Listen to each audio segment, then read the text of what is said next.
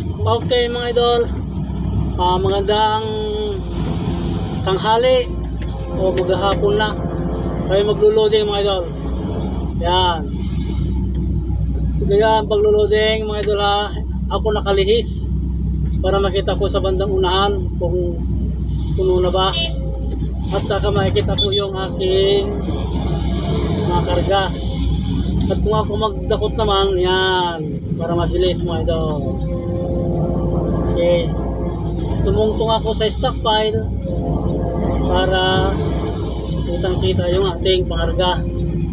O, ganyan ang pagdakot mga idol. Kung mga nag-umpisa, yan ang idea ng pag-loading. Ito yung pagdakot. Yan o.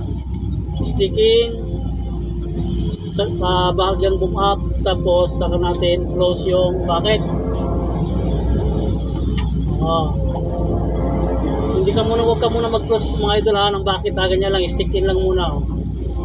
Yan, saka ka na mag-close pag puno na siya. Yan, pag malapit na siya sa may harapan mo, saka mag-close. Yan o, saka mag-close pag malapit na siya para madali ang pagpapuno ng lupa sa may bucket. Yan. Yan, may walang diskarte lang sa mga nag-uumpisa magbuhan para sa kanila ito. Para sa inyo mga idol. O, ganyan lang.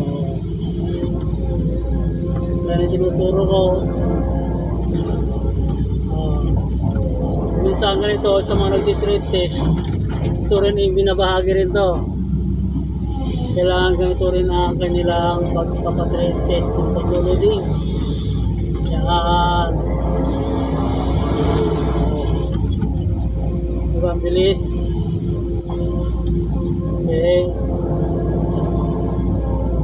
Yan, hindi yung pwede punuan dito mga idol. Tama na yan. Ganyan lang karga dito. Tapos saka natin ayusin tong loading area natin. Kailangan malinis mga idol. Yan. Ugalin yung malinis ang inyong loading area. Kahit saan mo nagtatrabaho, kailangan palaging maayos.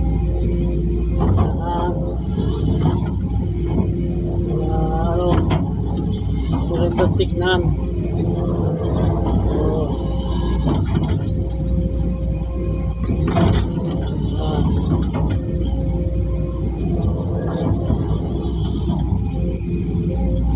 Okay, ganyan lang mga idol. Doon, dinadala sa may pinagtatambakan natin doon. Ayun.